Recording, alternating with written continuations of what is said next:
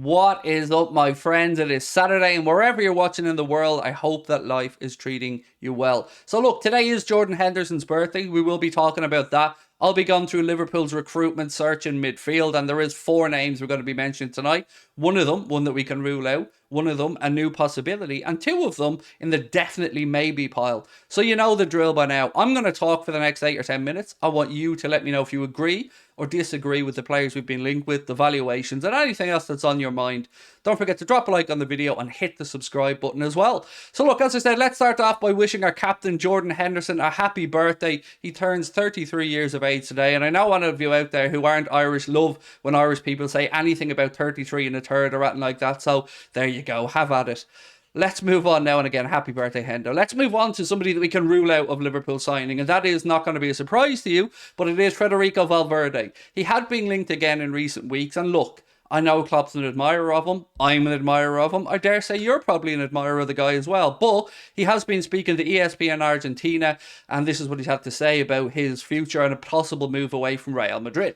No, no, no. I'm in Madrid trying to enjoy every moment and leave my mark on the best club in the world. I want to continue winning titles for the Madridistas. That's okay. Never thought it was realistic. But again, if somebody like him was to potentially become available, he is the type of player you would want Liverpool to be looking at. And yeah, sorry to start off with the bad news, but it gets better as we go on. Don't worry about that. Now we're moving towards the player from Argentina that I spoke about, and Liverpool have been linked to a player from Boca Juniors, a 21-year-old, and the lad's name is Alan, and he's a midfielder. That is about as much as I know. Now, normally when we speak about South American reinforcements for Liverpool or any Premier League club, we have to caveat it with the, work permit issues, but they have been changed recently, making it a little bit easier for clubs to bring in good talent from South America or elsewhere in the world, players who may not have got the 15 points previously to qualify for the work permit issue. So on this one, just know that we've sent scouts over to watch him against Tigray, I think it is, and his name is Alan, and that's pretty much all I know, to be honest with you. They talk about 15 million being his release clause, so it seems like a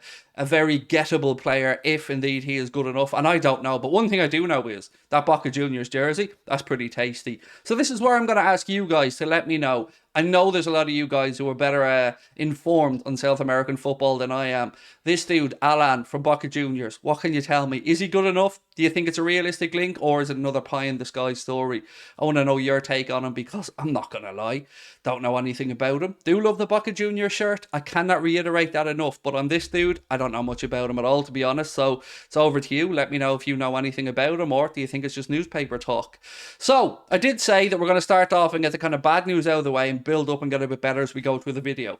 The next one is a bit of good news with a little bit of competition. So, we know that Liverpool are in for Gabri Veiga. We spoke about this for weeks and weeks and weeks. Fabrizio Romano and other journalists have been speaking about the fact that Liverpool are certainly inquiring about Gabri Veiga's availability, what type of package he'd be looking for, and we know that he has a €40 million release clause in his Celta Vigo contract. Fabrizio Romano has said, though, that Liverpool aren't the only club that are looking at Gabri Veiga, and that Chelsea have now also inquired about Viega's release clause, and no bid has gone in yet from anybody, so watch this space. He will be with Spain in the under-21 Euros that are taking place starting next week, so do you wait? Do you wait and see how he gets on? Do you try to get something done before the tournament? Because from Celta Vigo's point of view, release clause is the release clause. If somebody's going to pay it, they're going to pay it. So I don't think it's of a benefit to them to wait. It's much of a muchness. But for clubs like us who maybe want to sign the kid, do you wait and see if he lights up the Euros and then potentially have to pay him more wages or maybe a few more quid in agents fees, or do you try to strike a deal before the tournament?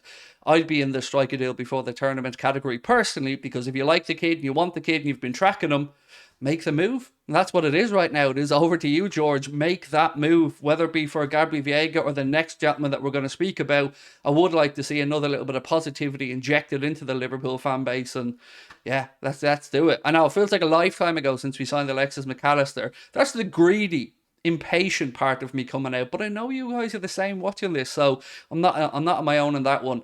I'm sold on this kid, by the way, and I think he would give us that good mix, because we Alexis McAllister, the next player I'm going to speak about, and Gabri Veiga on top of course, Trent Alexander-Arnold, Stefan Bajcetic, Curtis Jones, Harvey Elliott, Thiago, Jordan Henderson, Fabinho, plenty of options there for Jurgen Klopp. A good mix of defensive-minded, box-to-box, and attacking, which this kid is. So, what are we saying?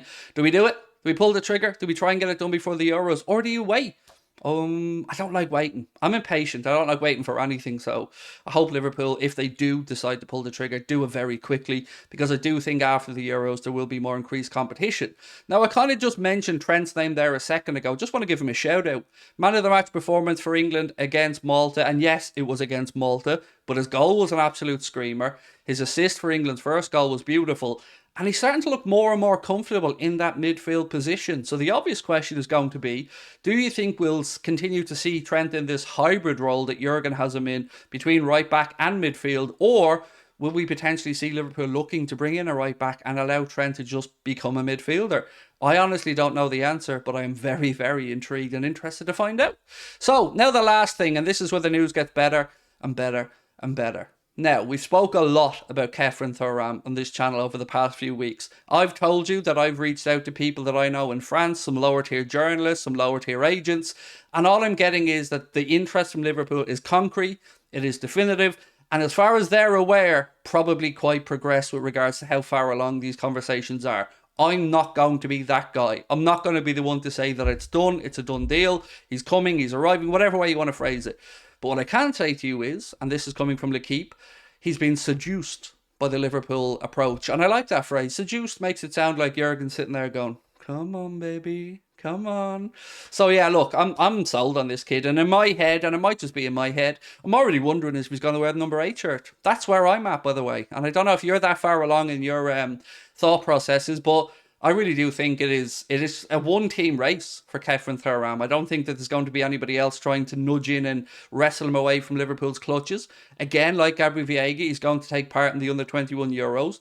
Do you see Liverpool potentially trying to get this deal done before that tournament starts? Well, we're running out of time if we do. George Schmadtke, as we know, is just in the role. Julian Ward has now moved on, and it is solely with George to get these things done. So let's wait and see if it does progress. I think it will. I think this kid is the second part of our midfield jigsaw. I've seen people go a little bit further and say that they believe it's done. Brilliant. I hope they're right, because I wish I was just sitting here wasting my time talking to you about a deal that I knew was already done. But I know we're quite far. I just don't know if there's an agreement between the clubs yet. But let's wait and see what happens behind the scenes. And one more final thing today before we finish up. You guys have probably seen on social media a lot of rumours. Do we have a new number 9? I think we probably do. There's enough big accounts saying it, so let's go with yes. I think we can almost confirm that Darwin will be Liverpool's number 9, taking over the shirt, of course, vacated by the great Roberto Firmino as he heads for pastures new. And it does look like Darwin Nunez will be Liverpool's new number 9. Now, I've seen that met with, I guess, mixed reports from you guys. Some people really happy, some people not so sure about it. I'm in the definitely give it to him category. I think it'll help boost them. I think it'll be the right signal for Jurgen and Liverpool to give him that number 9 and show him that, yes, you might have had a bit of a mixed bag in your first season, and I still think he did well, by the way. 14 goals, nothing wrong with it. So let's wait and see what happens. Let's wait and see if we get the announcement. The only reason I bring it up is, I know some of you guys might be waiting to buy a shirt, so I'd hang off if you were thinking of getting a Darwin shirt anyway, just to be on the safe side. So that is it for me, my friends. You can join us tomorrow over on Twitch for a watch-along of the Nations League final, if you so wish. Croatia and Spain, and we will be live from half an hour before the game kicks off.